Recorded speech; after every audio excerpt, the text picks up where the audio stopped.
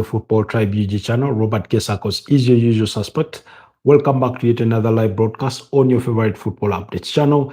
It's a pleasure to be back on this beautiful Thursday night with 13 minutes past the hour of 11 p.m. That we do return to your screens to discuss once again the latest from the world of football. We will be talking about the World Cup qualifiers and the context that there lies in between. We know we have the playoffs for the 10th, for possibly the 10th slot for Africa, and we'll be discussing about that. Pierre-Emerick Aubameyang's Gabon have been beaten. We'll talk about England. They are in action as we speak against Serbia. Same applies to Italy. Norway have won their game. So we'll be digesting that and more in tonight's episode. So, hi LFC, good to have you back. Always a pleasure. You say I can't stay at the gym. Okay, good luck benching out there. In terms of those warm-ups and bodybuilding and whatever it requires for you to stay fit. We know very well here on the channel that you are a rugby player. I do not know if in between your busy schedule of rugby, whether you find moments to play some Sunday league football, given that you are a Liverpool fan. But anyways, whatever the case it is, we hope that you do succeed in that regard. But before we proceed any further, allow me have our audios tested and make sure everything does check out perfectly well before we get into the thick of the action tonight in regards to what our broadcast is about. Like I said, there's plenty for us to discuss. We'll be talking about Arsenal's injury concerns that seem to never go away. They seem to be a gift that keeps on giving. And because even today, there is another concern when it comes to Arsenal injuries. I mean, don't they think we get it? We've had enough of it in terms of, that kind of thing. But like I said, injuries are part of the game. They're a very unfortunate thing that does happen more often than we care to admit. And it is what it is. We just have to glide through it.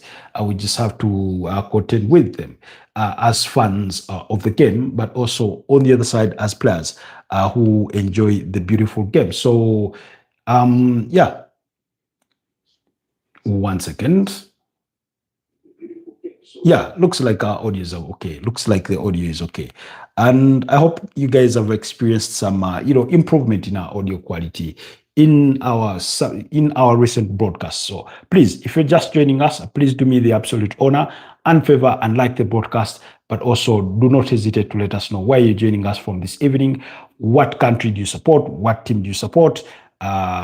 But I'd want to think that by virtue of the fact of you telling us where you're joining us from, that what the country is where you do pay allegiance to.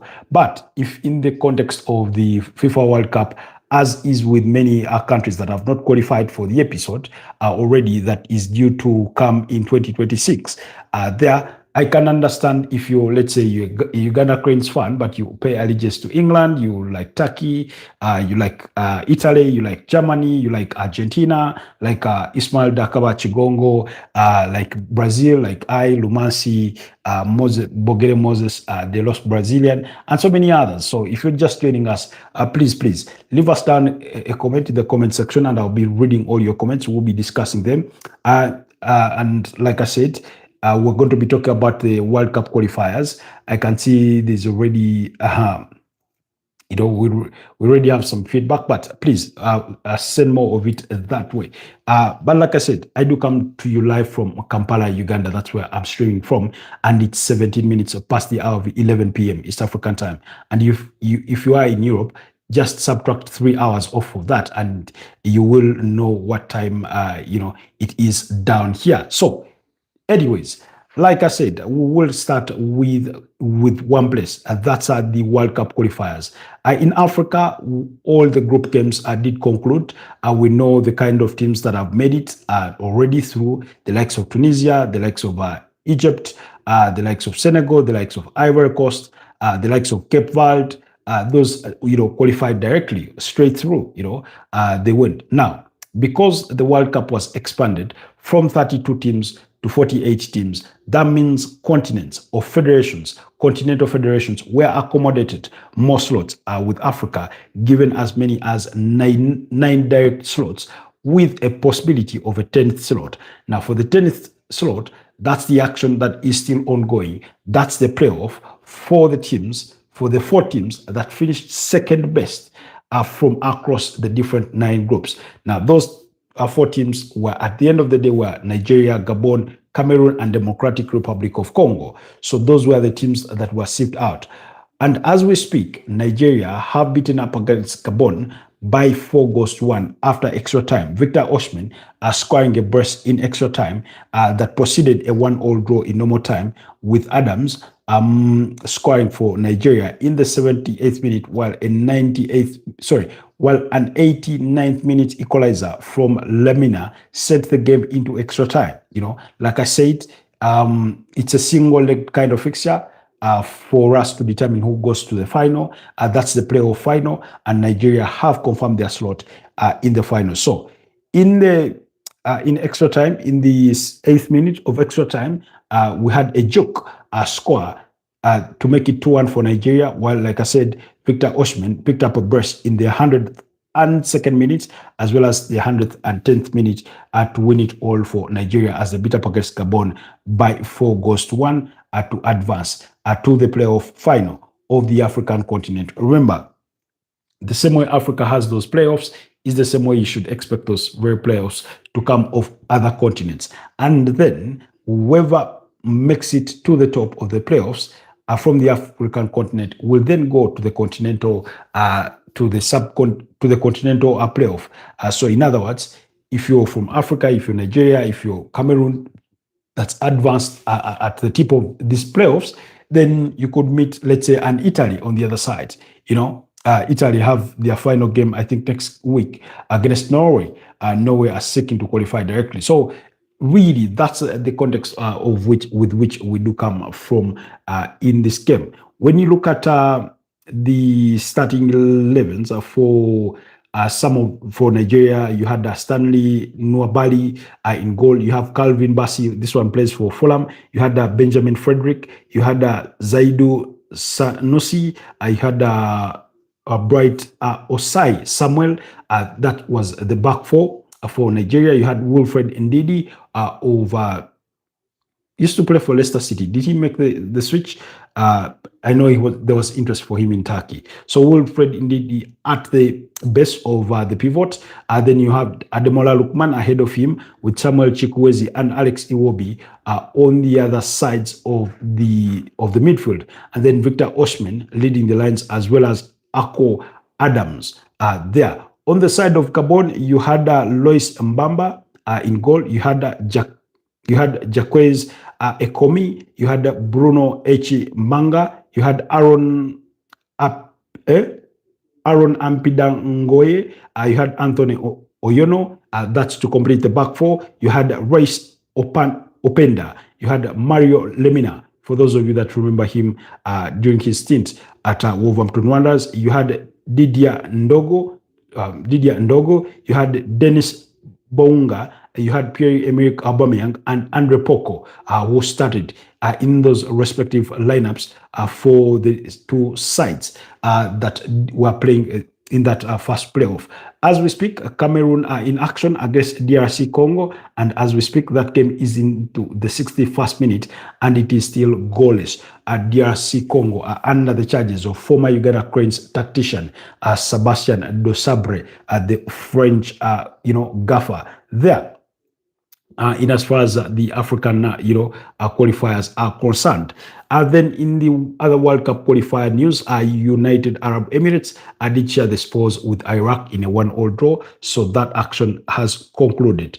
Then when we go to the European scene, Iceland did beat up against Azerbaijan by 2-0, while as we speak, in the 36th minute, France and Ukraine are in action. That game is still goalless. I've tried to get feeds for the French for the first game, for the England game, but all in vain. All my sources seem to have fallen short as we speak in to the effect of those qualifiers. So unfortunately, I cannot give you live updates in the context of a bit of a watch along as we go through this broadcast. So apologies on that.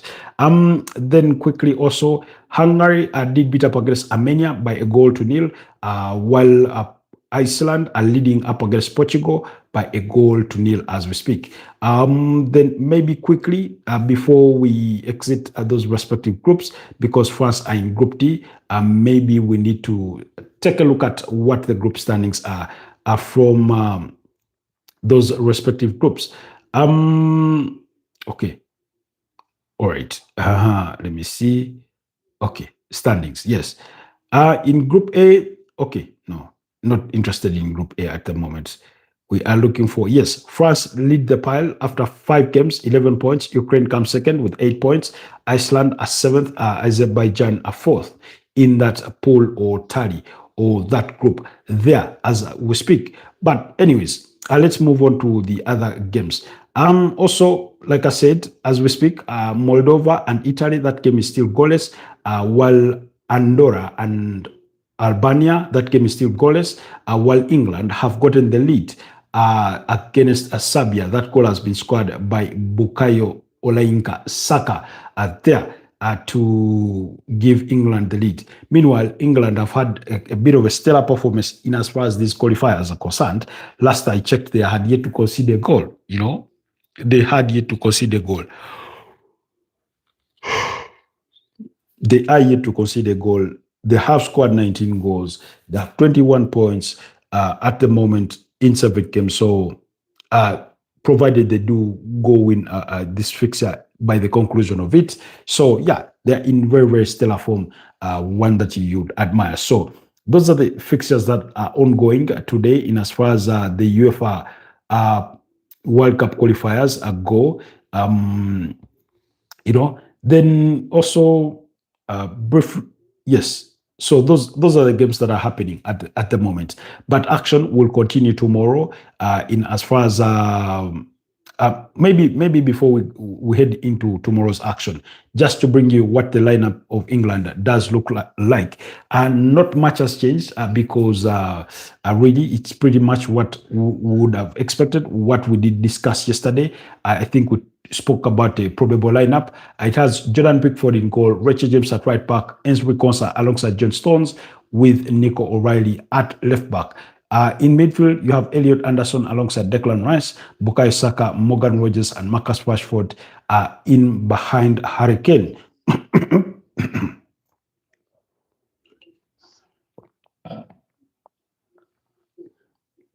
On the side of Serbia, they have Predrag Rakovic. They do have Alexa Kazic. They have Stahinja Plavlovic. They have Nikola Milenkovic. This one plays for Nottingham Forest. They have Ongjen Milmovic.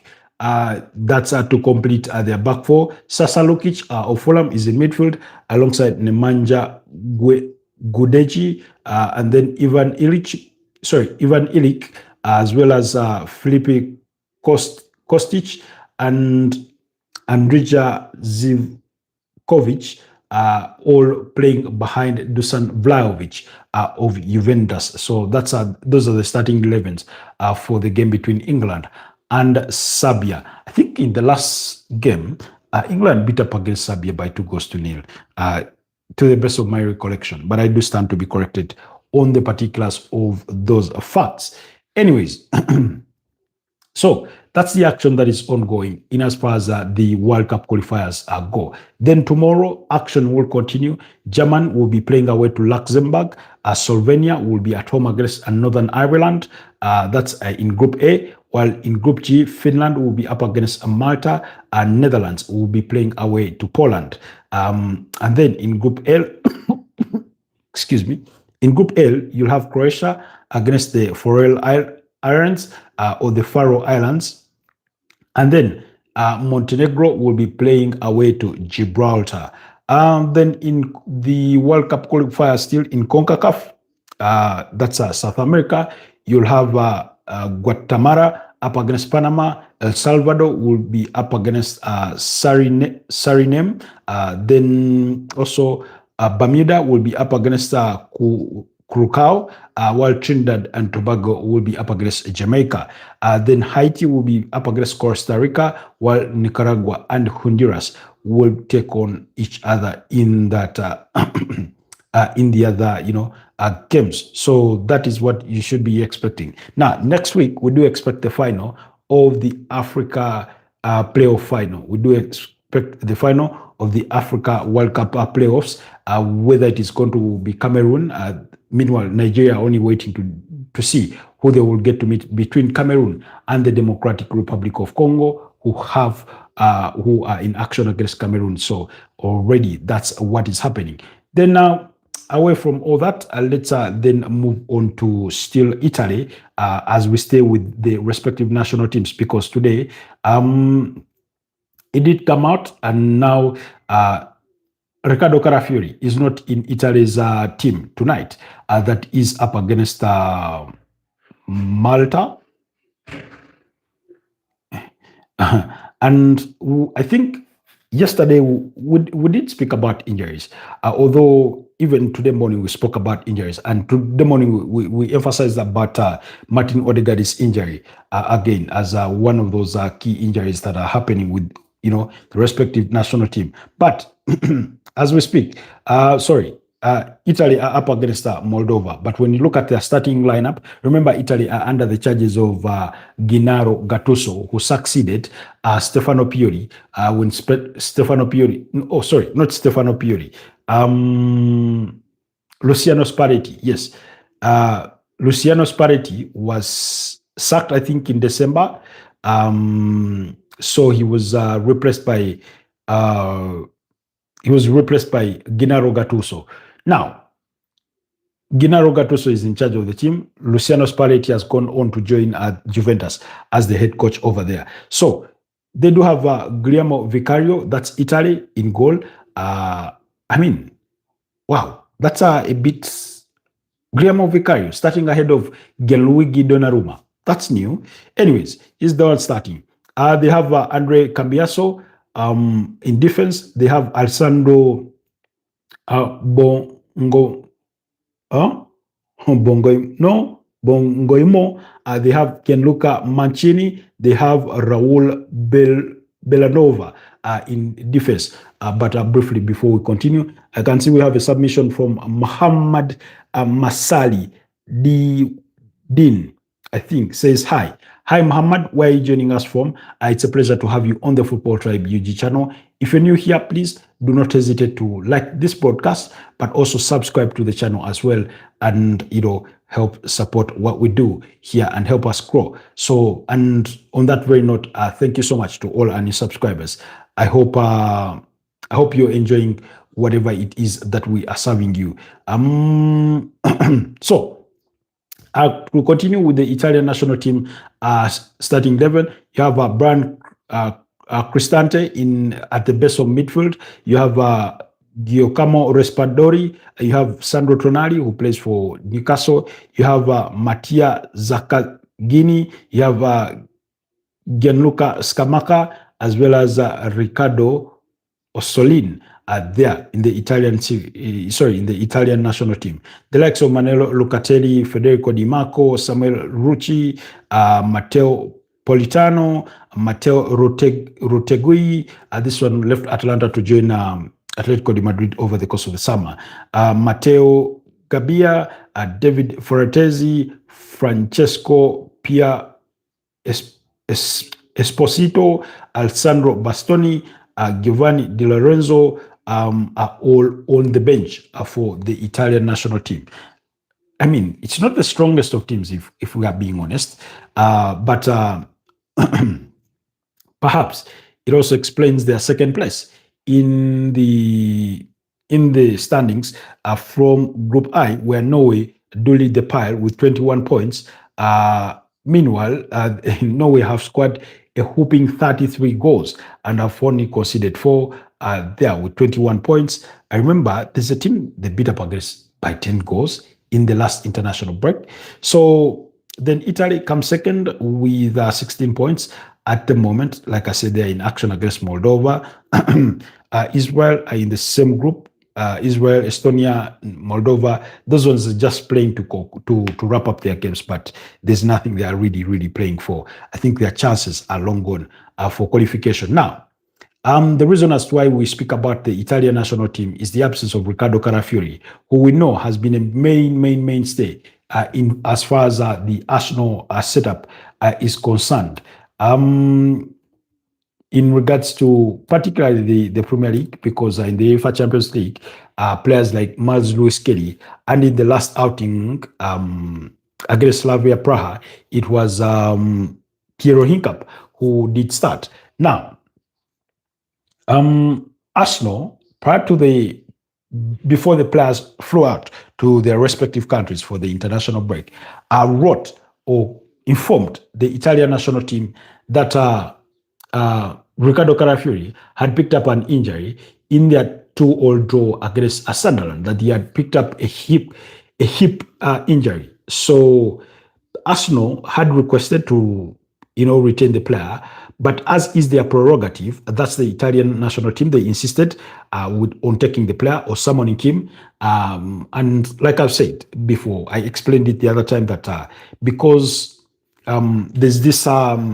there's a lot of mistrust between clubs and national teams, that sometimes they fake injuries or player injuries to try and prevent players from going away for international duty with their respective countries. So basically what happens is that when a club reports a player injured, particularly with just days to the international break, or even having featured in the club's final game before the international break,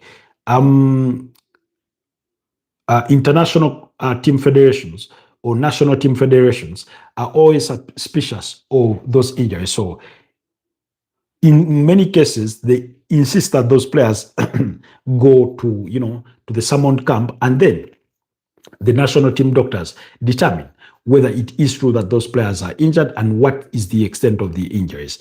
Now, when Arsenal reported that to the Italian national team, they said, well, we will have him anyway. And he was checked by the medical team. They realized what Arsenal were telling them was true, that he does have a hip issue. However, they are hoping that he will be available in their next fixture, or the last fixture of this international break, because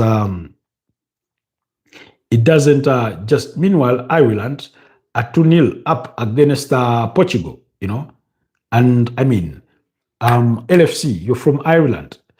So is Bex on TikTok. I mean, this must be fun. Parrot there with both goals for Ireland. Troy Parrot on target.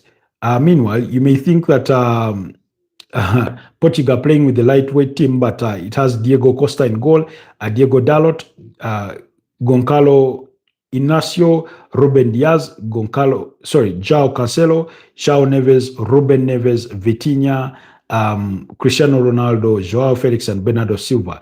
Of course, wow. The likes of Francesco Conceição, Matthias Nunes, Rafael Leao, Francesco Trincao, Renato Viega, Goncalo Ramos, Carlos Forbes. This one, for those of you that remember him, I think he was very instrumental in Club Brugge's 2-2 draw. 3-3 draw against Barcelona in the UEFA Champions League. Joao Paulinho, Antonio Silva, Nelson Semedo, and Rui Silva are all on the bench there for the Portuguese national team. The reason as to why I deviated away from the Italian national team is to bring you those results. But anyways, back to the Italy's group, and that game has gone into halftime with Italy. With Italy sharing the spoils in a goalless draw with Moldova as we speak.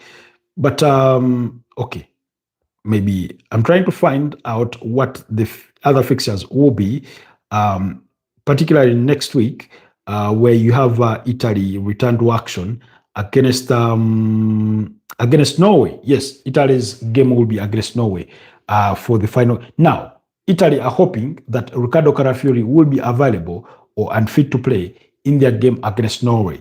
Now, I do hope, or any football minder, particularly Arsenal fans, will hope that Italy do not rush Riccardo Calafiori and play him unnecessarily just to achieve the means to their end. Now, I know he's one of those players that they really, really need, especially in their defense, given how well he plays, how good a defender he is. I understand that they do need him, but whatever they do could put him at risk because, yes, the hip injury could be a bit of a slight issue, but perhaps playing him in that game could then exacerbate that injury. And by the time we are done with the international break, Arsenal fans could be on the unlucky side of it. It wouldn't be the first time that he has gone away with the Italian national team and returned to the club with an injury. Wouldn't be the first time, would be actually one of the other many times that it's happened to him. So Arsenal fans will be hoping that perhaps that doesn't happen.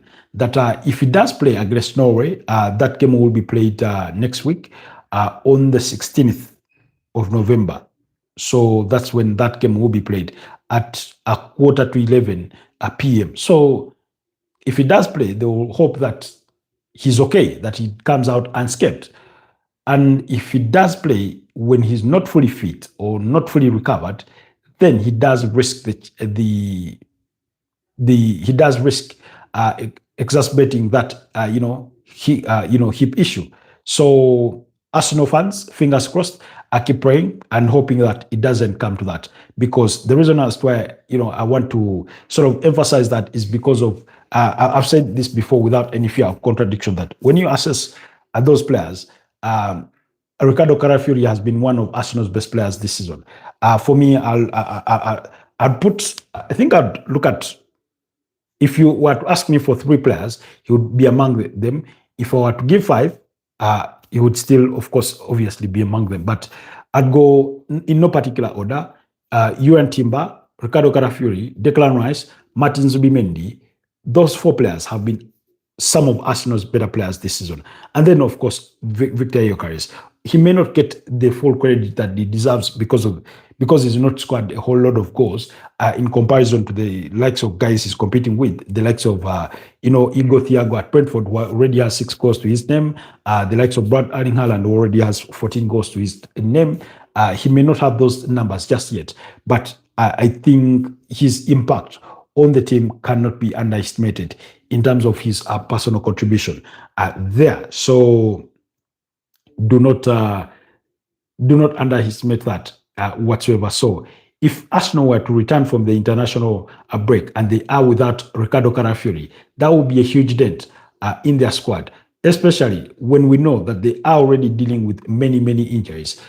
Martin Odegaard, Kai Havertz, Noni Madueke, Gabriel Jesus, all those have been players that have been out through injury, So, and then we also have a cohort of players that have been in and out of the team, again, through injury. So with all those injuries that they do have, you'd hope that they do not add any other to the list. But contrary to that, in other words, they get to welcome others, which we are still unsure how soon they can return to the fold of that team, going into what will be a busy last 2 weeks of November, where they will have a game played against Tottenham Hotspurs in a North London derby. They will have another game against Bayern Munich in the UEFA Champions League. They'll play Chelsea, in another London derby. Then after that, they will have a game against they'll have a midweek game against Brentford. Then they will play a game against after Brentford. Who do they play against? I don't remember particularly. I think Aston Villa.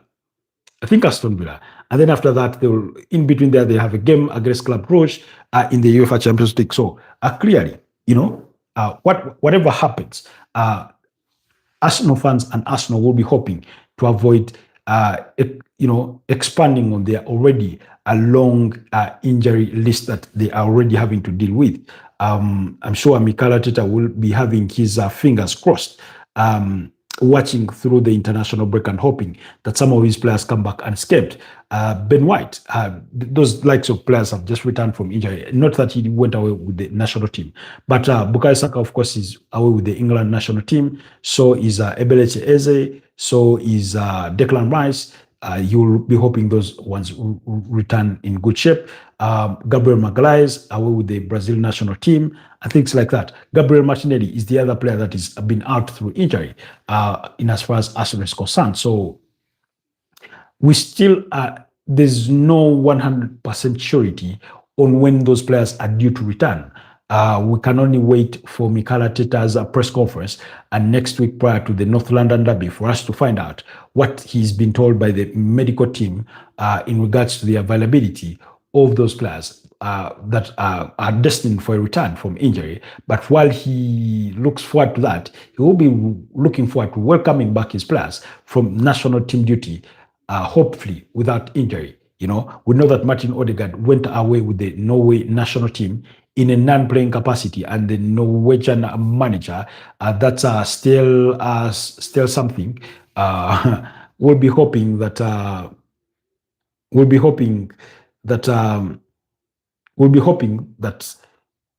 because Stell said that while his recovery has been quite steady, he's still far away from his full return. Now, speaking of fixture congestion, I mentioned this lightly just the other day. I tapped on it.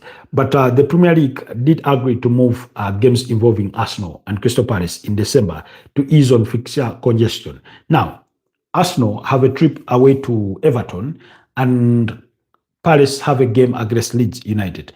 Both games had been originally set to be played at on Sunday. On Sunday, I think at around 5 p.m. on Sunday. Now, those games will not be played on Sunday, the 21st of December. You know, they will now be played on Saturday, the 20th of December at 11 p.m. 11 p.m. You know, so there will be late kickoffs. Quite boring. Not in the sense of the game, but I've seen complaints from within the ranks of UK football fans of how they dread late kickoffs at 11 p.m. Of course, 11 p.m. for them is 8 p.m. But I was listening in on Charles Watts with James Bench of CBS Sport, and they were talking about the difficulty for our fans, particularly in this particular case, they were making reference to Arsenal fans who need to travel to go to the Hill Dixon Stadium in Merseyside to watch that Arsenal game. And they were saying that there's no way you go to the Hill Dixon Stadium, support Arsenal, watch that game, and finish it, and then get back to London on time and, you know, have sleep. I mean, while Charles Watts was still of the view that they would rather the game be played on Sunday when everybody has had their Saturday hangover and, you know, blah, blah, blah. What really, really caught my attention is the difficulty for our fans. Now, given that but maybe the advantage is that given that it's a Saturday game, beyond the inclusive costs, you can go and, you know, sleep in Merseyside after the game and then travel back to London if you are from London the following day. However, like I said, it does increase on cost. One, then you have to factor in hotel, you know, if you're going to sleep in Merseyside. Kyle Whelan, hi Kyle Whelan, where are you joining us from, my brother? Good to have you on the channel. Welcome to the Football Tribe UG channel. Robert Kesakos is my name, and I'm streaming to you live from Kampala, Uganda. Very small landlocked country in the eastern part of Africa. That's where I do come to you live from, in case you wondering. But it's good to have you on the channel. Please like the broadcast, but also consider subscribing if you're new here. So those games were moved to try and help Arsenal and Crystal Palace because they have a game to be played on the 23rd. So that means they will have 2 days of recovery. That's the 21st and the 22nd, 2 days of recovery for them then to play. That's between Crystal Palace and Arsenal at the Emirates Stadium in the Netherlands Derby in the quarterfinals of the EFL Cup. So really, and I cannot stress, I cannot overemphasize how that game is important to both sides. Crystal Palace, having won the FA Cup last season, I've said this before, that they want to attempt to create a winning habit. And among the trophies that there is for the taking, having won the FA Cup last season and the Charity Shield at the commencement of this season, what an addition the EFL Cup would be. But also, on the other side, you have an Arsenal side who have not won a title since 2019. Sorry, since 2020, when Mikel Arteta guided them to the triumph of the FA Cup. So if they want to send a message that they will be picking silverware, what more? I do not think there's a bigger opportunity than pushing for this EFL Cup, whose final gets played at least before the end of February. So beat Crystal Palace, determine who you find at the semi-finals. Of course, it's a home and away kind of fixture. We'll get to find out. That one is usually played around January, and we'll see. And we can take it from there. Of course, some of the other big teams that are still in the competition is Chelsea are still in the competition. I think their quarterfinal is up against Cardiff. Newcastle are still in the competition. I think they will be up against Fulham. Man City are still in the competition.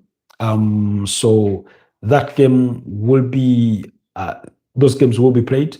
So that's in as far as the quarterfinals are concerned. So you still have some big teams really, really in there. Of course, the likes of Liverpool and Manchester United have been knocked out. The likes of Tottenham Hotspur, but you still have the reigning champions in Newcastle, who beat up against Tottenham Hotspur by 2-0 at the fourth round to knock them out. So you look at those teams: Newcastle, Man City, Chelsea, Arsenal, Crystal Palace, Cardiff City, Fulham.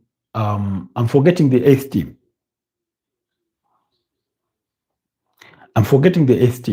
Is it Brentford? But whichever it is, they will be in action during that around that same period. So that means the quarterfinal will be played on the 23rd of December. So the reason, part of the other reason is why they moved this game is Crystal Palace were destined to play, I think, 3 games in a space of 5 days, because the game itself, the cup game, that's the EFL Cup game, was moved from the original date of 16th December because of Paris, because Paris would have then played 3 times in a space of 5 days because of their participation in the UEFA Conference League. So they moved the game from 16th December. So it went to 23rd December. Now, because both teams were destined to play on the 21st of December, that means they would have had 1 day of rest, which would be the 22nd, to return to action the day after that, which no matter how big, sizable a squad you have, does take a toll on any team, one would argue that given Arsenal's squad depth, they have the capacity to rotate their team to that sort of extent. But given how unlucky they've been with injuries so far this season, there's no guarantees that by the time that fixture comes around, they have the entire squad fit. You could still have 7, 8 players out through injury, and then you still have to maintain the same faces, that we've experienced, in some of these games. So they'll be hoping for better. So Crystal Palace, that's in regards to the fixture rescheduling in as far as the two sides are concerned. Oliver Glasner had hinted on it of how it did not sit well with him that the fixture congestion was that bad, and would it have been a very, very good thing for the Arsenal counterparts on the other side. So yeah, that's about it. That's about it in regards to those fixtures, in regards to the injury news, and things like that, So let's let's wait and see how things will go. But as you all know, December will be a very, very busy, period. Now, the reason as why it will be hectically busy is because when you look at the fixture schedule, for example, by the end of November, because Premier League teams are going to play 2 games in November after the international break, that means we will have concluded match day 13. So you will still have 6 games to play to reach the halfway point of the season before heading into January. And remember, I've stressed before that usually that's the target, that by the time we take the turn into January, or at least 1st January, we should, by 1st January, teams should be playing the halfway mark kind game of the season, which is the 19th game. So that means in a period of about 4 to 5 weeks, you have 6 games to be played in the Premier League alone. And then in addition to those 5 games, that's where also in between you have the quarterfinals of the EFL Cup, but also teams that are playing continental football do not negate their responsibility to the continent because there's action in between there. So that's how quickly or how fast enough the thick and thin of action will be coming for your respective clubs. I can see, is Nottingham getting relegated? Somebody is asking, is Nottingham Forest getting relegated? Riyadh is asking. I do not think Nottingham Forest will get relegated. I think Sean Dyche will save them. He's when you look at the 3 games he's managed them in the Premier League so far, they got beat up against FC Bournemouth by 2 goals to 0. They forced Manchester United into a 2-2 draw, or at least United forced them into a 2-2 draw when they had taken a 2-1 lead after halftime in the 5 minutes of the second half, having gone a goal down in the opening stanza. So, and then last weekend, they won by 3 goals to 1 against Leeds United. So he's managed to get 4 points out of a possible 9, and not the best of a report card, but I think he will take it. So he's managed the club through 5 games. 2 have been in the UEFA Europa League. They did beat up against FC Porto by 2 goals to 0 in his debut game, and then the second game ended in a goalless draw. Was it against Sturm Graz? I do not remember practically or correctly in the UEFA Europa League. So I think there are signs that he is capable of saving them, and I'm not really worried about Nottingham Forest. I do not think they will be relegated. In any case, I look at Wolves as a very, a big candidate of relegation. Now, Wolves have sacked their manager in Vitor Pereira, and have since appointed Rob Edwards. Now, Rob Edwards, for those of you that do not know, has been at Middlesbrough. I think Middlesbrough are bound to receive about £3 million in compensation. Now, and he's received a lot of stick, Rob Edwards, for making that decision to make the switch. But before we bury ourselves into the web of problems that Wolves find themselves in, I think Nottingham Forest have a squad strong enough to help them stay clear of relegation by the time we are in May next year. When you look at players like Douglas Luiz, Matt Sells, the goalkeeper, when you look at players like Elliot Anderson, who is a target for teams like Man United, when you look at a player like Morgan Gibbs-White, Chris Wood, when you look at Callum Hudson-Odoi, Ola Aina, Ibrahim Sangare, they do have a decent team. This kid that they have Danny Ndoye, they do have Omari Hudson, when you look at the quality of the players that they do have, Morillo in that defense, alongside Milinkovic, the Serbian international, they do have a very decent team. And I think given the kind of manager that they do have, how combative, conservative he is and will continue to set up his team, I think eventually they'll survive relegation. In fact, when you look at their point study, they're not so far off from safety. In other words, that's the 17th position and upwards. So I think they will be okay. However, my prediction had been that they would finish ninth on the Premier League log this season. Little did I anticipate that after owning 3 games, they would be sacking their manager in Nuno Espirito Santo and replacing him with Ange Postecoglou, who literally did not win them a game of football in 8 fixtures, lost 6 and drew 2. Got sacked, and now they have Nuno Espirito Santo. So neither of us would have anticipated that that Nottingham Forest would have had 3 managers in the first 3 months of the season, So I think my prediction stance for Nottingham Forest does shift from 9th, perhaps to push them a little lower, given how the likes of Sunderland have started their season, the likes of Bournemouth, and how we expect the likes of Aston Villa to keep pushing, how I expect Newcastle to rise up at some point, and that kind of thing, and that kind of feeling, really. So also you ask who will get relegated then. Okay, who will get relegated then? Initially, at the start of the season, my prediction was that Brentford will be relegated, finishing in 18th place. But Keith Andrews has surprised me. He's done amazingly well, beating up against gigantic teams at the GTEC Stadium, including beating up against Man United by 3-1, beating up against Liverpool by 3-2, beating up against Newcastle by 3-1. Only losing to Man City by 0-0, going away to Chelsea to pick a 2-2 draw. So he's done really, really well. So I do change my stance on that one. So, but initially my prediction was that Brentford, Sunderland, and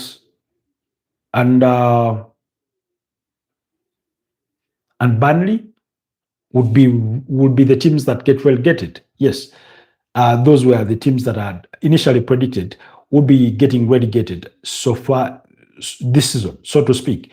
But like I said, they've sort of surprised me, perhaps not just me, but a good number of people. So to answer your question, who now do I think will then get relegated, is the question I want to attempt to answer, again in a prediction mode, because based on the 11 games that we've so far seen the teams go through, I just wanted to confirm those predictions for you in regards to prior to the start of the season on my tally sheet. Yes, it was Burnley 20th, Sunderland 19th, Brentford 18th. Now, I do not think Sunderland will be relegated. Leeds and Burnley, I'm not yet sold. They've not had the worst start to the seasons for newly promoted sides, but also not the very best, because when we look at the table, Burnley are 17th. That means they are only a place above relegation. In fact, they are on an equivalent number of points between the 18th place team, which is West Ham, and themselves, and then Leeds United are just a point above Burnley. So Leeds United and Burnley could be the teams that I'm replacing with. I replace Leeds with Sunderland, So I would say Burnley, I'd say Leeds, I'd say Wolverhampton Wanderers. Those 3 teams, because it could take a miracle for Rob Edwards to lift this team out of the relegation spot. Wolverhampton Wanderers. Now, their results this season are not so much different from what they were last season, because I think last season, after 10 or 11 games, Wolves were still without a win. They had managed 3 draws, and they were under the charges of Gary O'Neill, who was eventually sacked, and they brought in Vitor Pereira, who guided them away from relegation, and they survived that. I think they finished 16th, in between Man United and Tottenham Hotspur, who finished 15th and 17th, respectively. So at the moment, based on what I've seen of this season so far, I'll go with Burnley, I'll go with Leeds, I'll go with Wolverhampton Wanderers as the 3 teams that will be relegated at the end of the season. Now, like I've told you, I do not expect Nottingham Forest to get relegated. I think they'll rise up. I expect West Ham to continue rising under Nuno Espirito Santo. For the first time this season, they've won 2 games on the spin, having beaten up against Newcastle by 3-1. And then in their subsequent game, won by 3 goals to 2, I think, against Leeds. So really, when you look at that, sorry, against Burnley, it was against Burnley. They beat up against Burnley by 3 goals to 2. So when I look at that, I'm hopeful that somehow West Ham will find a way. They are not the best of teams. They do not defend well. Seldom do you feel that they played really, really well. When you look at the manner in which they got beat, sometimes when you look at that Brentford game, the way they got beat, it didn't give you much hope. I, for one, was surprised that they managed to beat up against Newcastle by 3 goals to 1, even having gone a goal down early in that game. That goal scored by Jacob Murphy. So I think they will fight their way through and through. So those are the teams that I do expect to be relegated. This season. So that means my predictions for the teams that get relegated does change or does shift from the initial predictions. So Brentford survives, Sunderland do survive. That's the swap of places, because Sunderland have had more than a brilliant performance, a brilliant start to their campaign, to the extent that they sit fourth on the Premier League standings with 19 points, only about 7 points adrift of the summit of the table, and only a point away from Chelsea, who are third on the Premier League standings. Then when you look at Brentford, like I said, they've taken me by surprise. They've won 5 games, drawn 1, and lost 5. But surprisingly, that draw came against Chelsea. Those 5 wins have come against Man United. They've come against Chelsea. They've come against Man United. They've come against Liverpool. They've come against a team like Newcastle, who they beat. They've beaten up against big teams, really. It's against the smaller teams that they've struggled, surprisingly. But yeah, they seem to be a better wielded side, as opposed to what my initial impressions had been, given that there was a swap of managers, with Thomas Frank heading to North London to take charge of Tottenham Hotspurs, while they remained with Keith Andrews, who had only joined the club in the role or in the capacity of a set-piece coach. So hearing that in itself, I did not leave much confidence within us on how they would perform this season. So anyways, they've been a bit of a surprise, but impressive. Thank you so much, Riyad, for those questions. They helped expand on our debate for tonight. Otherwise, haven't we discussed it all? Maybe let's run back to the live score and look at those games. How we know. Okay. Okay. France are 1-0 up against Ukraine. Kylian Mbappe has scored from the penalty spot in the 50th minute. Portugal are still 2-0 behind against Iceland. Italy and Moldova is still goalless, as is Andorra and Albania, while England retain their 1-0 lead, that goal by Bukayo Saka against Serbia. I'm trying to find out what the other game did deliver between Cameroon and DRC Congo, who is the team that have advanced to meet Nigeria. It's DRC Congo that have won the game, have beaten up against Cameroon by 1-0. Mbemba was the goal scorer in the first minute of stoppage time. What a dagger that must have been. Chancel Mbemba was the goal scorer. By the way, that DRC Congo has a very, very strong team. When you look at the likes of Aaron Wan-Bissaka, Axel Tuanzebe, formerly at Manchester United, I think he did so Manchester United for medical negligence. When you look at players like Noah Sadiki, who plays for Sunderland, when you look at Nathan Mboku, Cedric Bakambu plays for Villarreal. So Theo Bongoda.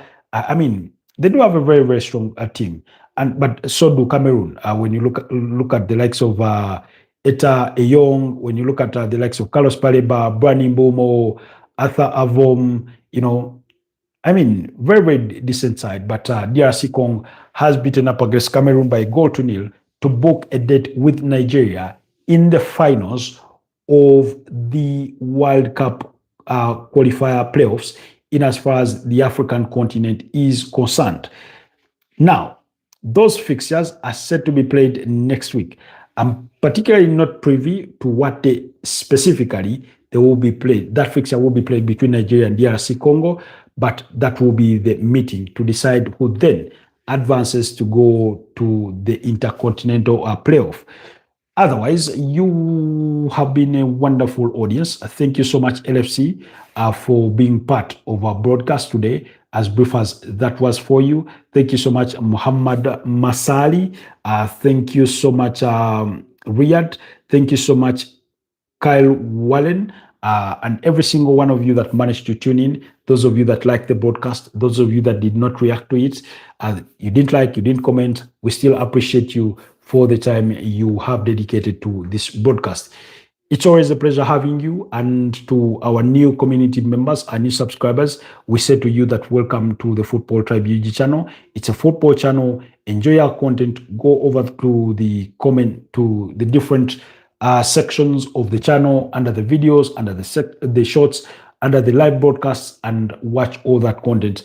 And give us what your thoughts are down in the comment section. We will be, engaging further based on what your feedback is to help us expand on our conversations, to help us grow in those respective ideals. But yeah, it's always a pleasure, seeing that you're following the conversation, and that you're enjoying it. So have yourselves a blessed night. Let's do this again tomorrow morning. Now, tomorrow morning, I do have a hospital trip to make. So we could do the broadcast much earlier in the morning than we usually do, or much later in the morning than we usually do. I'm hoping maybe we'll do a brief one between 8:45 and 9:20, thereabout. That's what I'm really, really hoping for. So let's wait and see. But in case it doesn't happen, please bear with us. In case it happens much earlier, just turn on your notifications and you'll be notified as soon as we do come live, whether it's much earlier, whether it's a bit later. So I'm trying to figure out that schedule for tomorrow because of the hospital appointment that I do have. Otherwise, you've been a wonderful audience. Have yourselves a blessed night, and let's engage tomorrow. Bye-bye for now.